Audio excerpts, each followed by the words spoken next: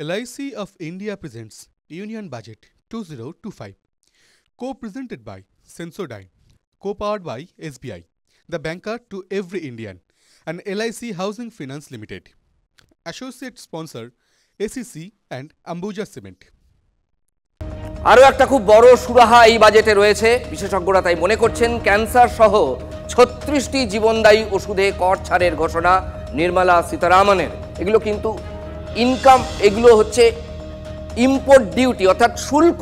এই ওষুধগুলো বেশিরভাগ বিদেশ থেকে আনতে হয়, সেই শুল্কে ছাড় দেওয়া হয়েছে।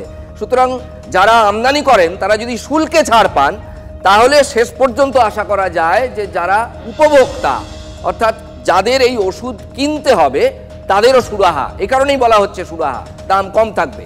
এর ফলে ওই সব ওষুধের দাম কমতে চলেছে, কমছে সার্জিক্যাল সরঞ্জামের দামও, কমছে লিথিয়াম ব্যাটারি, মোবাইল ফোনের দাম, ইভি ইলেকট্রনিক ভেহিকল গাড়ির দাম কমছে, ব্যাটারিরও দাম কমছে, সেই ব্যাটারির উৎপাদনে উৎসাহ যোগানো হবে। এলসিডি এবং এলইডি টিভির দামও কমছে, ঘোষণা অর্থমন্ত্রীর।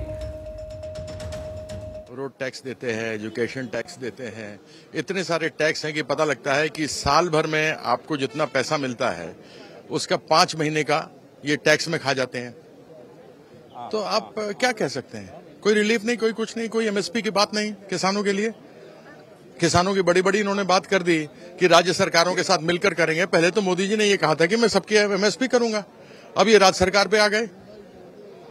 तो और एक एक्स्ट्रा 2A भी अच्छा है, राज्य बिहार के लिए हुआ, मैं वहीं का रहा हूं, लेकिन वो जो एक्स्ट्रा 2A भी बोलते हैं ना, सरकार बचाने के लिए करते हैं। आंध्रा और बिहार एक्स्ट्रा 2A भी, वो 240 और उसके ऊपर जो है, तो यही है। इसके अलावा और क्या मिला, क्या है? कोई आम आदमी को फायदा हुआ हो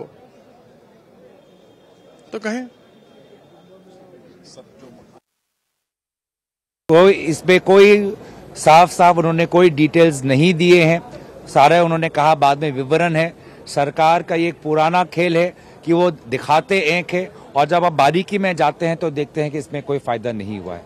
तो ये एक वही परंपरा है, एक ढोंग है, एक जुमला है। टैक्स में बार बार रिस्ट्रक्चरिंग पहले भी हुआ लेकिन मध्यम वर्ग को कोई राहत नहीं मिली। जीएसटी जिस प्रकार से जीएसटी, कभी इस पे जीएसटी, कभी उस पे जीएसटी। तो आज भी मुझे लगता है कि पिछले 10 सालों में जितने भी बजट है सबसे कमजोर बजट इस साल का बजट रहा है, एकदम नॉन इवेंट है। करीब 40 से 25% की राहत हाई इनकम टैक्स पेयर के लिए तक भी दिया गया है। तो ये एक कॉम्पोजिट बजट है, एक बजट है जो भारत को आगे ले जाएगा और एक ऐसा बजट है जो भारत को केवल आत्मनिर्भर नहीं लेकिन भारत को एक विश्व गुरु के रूप में स्थापित करेगा।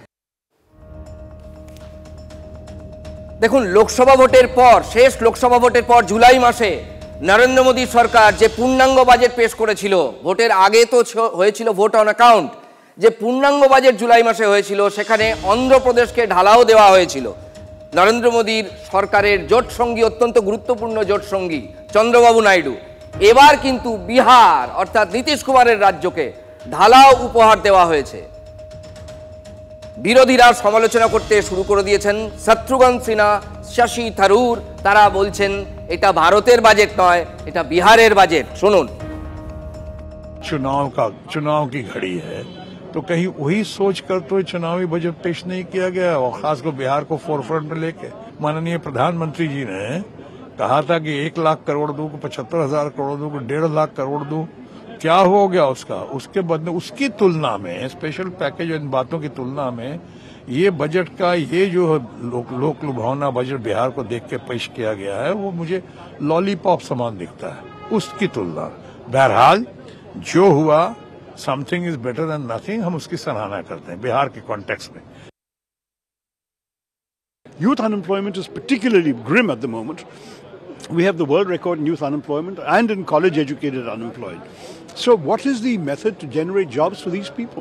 With the elections coming up in Bihar, it's hardly surprising that they seem to be giving sops there. Ironic that the party that wants one nation, one election is actually using each election, each state, each year to give them more freebies. They may as well have multiple elections so that they can get more applause from their allies. বাংলার জন্য বাজেটে কিচ্ছু নেই। বিহারের ভোটের দিকে তাকিয়ে এই বাজেট তৈরি করা হয়েছে। বাজেটের সমালোচনায় তৃণমূলের সর্বভারতীয় সাধারণ সম্পাদক অভিষেক বন্দ্যোপাধ্যায়। হিন্দিভাষী বিরোধিতা এবং বিহার উত্তরপ্রদেশের উন্নয়নে কষ্টের প্রকাশ। পাল্টা খোঁচা শ্রমিক ভট্টাচার্যের। বাস্তবমুখী স্বপ্নের বাজেট বলেও দাবি করেছেন বিজেপি সাংসদ। বাংলা যখন 18টা সাংসদ জিতিয়ে পাঠিয়েছিল তখনও বাংলায় কিছু দেয়নি। আজও বিজেপির 12টা সাংসদ রয়েছে, বাংলাকে কিচ্ছু দেওয়া হয়। এবং এই যে 12 জন সাংসদ রয়েছে কেউ কোনোদিন প্রতিবাদও করবে না। বাংলা দীর্ঘদিন ধরে বঞ্চিত, আজও বঞ্চিত, বাংলার জন্য কিচ্ছু নেই। 2025 সালে এই বছর নভেম্বর মাসে যেহেতু বিহারে নির্বাচন আছে, বিহারের জন্যই সব কিছু করা হয়েছে। এটা তো নির্বাচনকে মাথায় রেখে করে, সাধারণ গরিব মানুষের জন্য তো কিছু করে না। মিডল ক্লাস আমাকে পুরোটা পড়তে হবে। মিডল ক্লাসের উনি ইনকাম ট্যাক্স রিবেটের যে কথাটা বলেছেন, ওখানে আবার বলেছেন যে 4 থেকে 8 লাখের জন্য 10%, 8 থেকে 12 লাখের জন্য 20%, 20 থেকে 30 লাখের জন্য 25%। একটা অস্পষ্ট জায়গা রয়েছে, আমাকে পড়তে হবে, তারপর আমার যা বলার আমি বলবো। হিন্দিভাষী বিরোধী বিহার উত্তরপ্রদেশের মানুষের সম্পর্কে তারা ঘৃণা পোষণ করে। তাদের প্রকাশ্যে বক্তব্য হচ্ছে উত্তরপ্রদেশ বিহারের খৈনির থুতুতে আমরা কলকাতার লোহায় জং ধরতে দেব না।